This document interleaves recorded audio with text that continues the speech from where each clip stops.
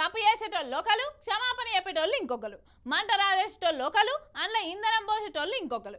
ఇక మంట బగ్గుమని ఎవరెవరికో అంటుకుంటుంది. మనోళ్ళకే కాదుల్లా పక్క రాష్ట్రాలకు సుత పాకుతుంది ఇది. ఇక బలవంతుడు బలహీనుడు కొట్లాడితే బలవంతుడే గెలుతాడు. కానీ ఒక్క తీరు బలవంతులే కొట్లాడుకుంటే ఎవరు గెలుతారో చూడాలి. అగో వెయిట్ అండ్ సీ అట.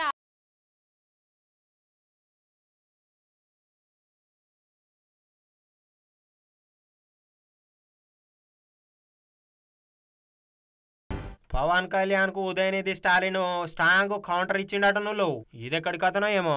ఇక తిరుపతి లడ్డు కల్తీ వివాదం మీద దేశ రాజకీయాల దాక్కుతుంది పోండ్రి. తిరుమల శ్రీవారి లడ్డు తయారీలా గత వైసీపీ ప్రభుత్వం నెయ్యికి బదులుగా జంతు కొవ్వును వాడిననుకుంటా సీఎం చంద్రబాబు నాయుడు సారు ఆయన సంచలన ఆరోపణలు చేసే వరకు ఇక అది ఎరుకున్న ముచ్చటేనా. ఈ వ్యాఖ్యల మీద దేశవ్యాప్తంగా చెలరెక్కుతున్న దుమారం తగ్గుతలేదట పోండ్రి. ఇక దీని మీద సినిమా రాజకీయ ప్రముఖులు రియాక్ట్ అవుతుర్రు. చంద్రబాబు వ్యాఖ్యల అనంతరం చోటు చేసుకుంటున్న పరిణామాలు తీవ్ర ఉద్రిక్తకు దారితీస్తున్నాయట. ఇక తిరుమల లడ్డు ప్రసాదానికి వాడే నెయ్యి కల్తీ విషయమై పవన్ కళ్యాణ్ ప్రాయశ్చిత్త దీక్ష చేసిండు అన్నట్టు. 11 రోజుల తర్వాత స్వామిని దర్శించుకుండు. అటు ఇంకా తిరుపతిలో బహిరంగ సభను కూడా ఏర్పాటు చేసే. ఈ సభ ఎంతో ముఖ్యమైనదని పవన్ కళ్యాణ్ చెప్పుకొచ్చిండు. సనాతన ధర్మాన్ని పరిరక్షించుకోవాలంటే ప్రతి ఒక్కరూ ముందుకు రావాలి అనుకుంటే ఆయన పిలుపునిచ్చిండు. ఇక సనాతన ధర్మానికి సంబంధించిన డిక్లరేషన్ కూడా ప్రకటించిండు. హిందూ దేవాలయాలకు ప్రత్యేక చట్టాలు నిధులు తీసుకురావాలని పవన్ కళ్యాణ్ కోరిండు.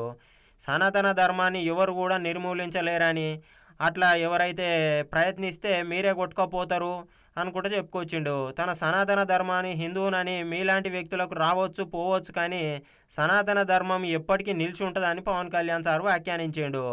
అయితే ఇదే సందర్భంలో తమిళనాడు ప్రభుత్వము విమర్శలు చేసిరట. ఇగో ఎవరో చూడుర్రి. సనాతన ధర్మం గురించి మాట్లాడిన తమిళనాడు సీఎం స్టాలిన్ కొడుకు డిప్యూటీ సీఎం ఉదయనిధి స్టాలిన్కు పవన్ కళ్యాణ్కు వార్నింగ్ ఇచ్చిండట. సనాతన ధర్మం మలేరియా డెంగ్యూ అని దాన్ని నిర్మూలిస్తామని కొందరు అంటున్నారని పవన్ కళ్యాణ్ మాట్లాడిండట. అయితే పవన్ కళ్యాణ్ సార్ ఉదయనిధి పేరు ప్రస్తావించినప్పటికీ తమిళనాడు దీనిపైన చర్చ మొదలైందట చూడుర్రి. అయితే పవన్ కళ్యాణ్ వ్యాఖ్యలపై తాజాగా Tamil Nadu deputy CM Udhayanidhi Stalin react అయ్యిండు. AP deputy CM Pawan Kalyan పైన స్పందించాలని ఉదయనిధి స్టాలిన్ ఘోరంగా ఇక ఆయన వెయిట్ అండ్ సీ అనుకుంటా అక్కడికి వెళ్ళిపోయిండట.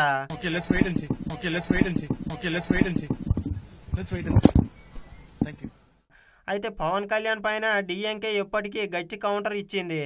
ఇక ఈ వివాదం మీద డిఎంకే అధికార ప్రతినిధి డాక్టర్ సయ్యద్ హఫీజుల్లా మాట్లాడుకుంటా ఇక వాళ్ళ పార్టీ ఏ మతం గురించి ప్రత్యేకంగా హిందూ మతం గురించి మాట్లాడదట, కుల దురాగతాలు అంటరానితనం గురించి మాత్రమే మాట్లాడుతుందని సూచించిండట.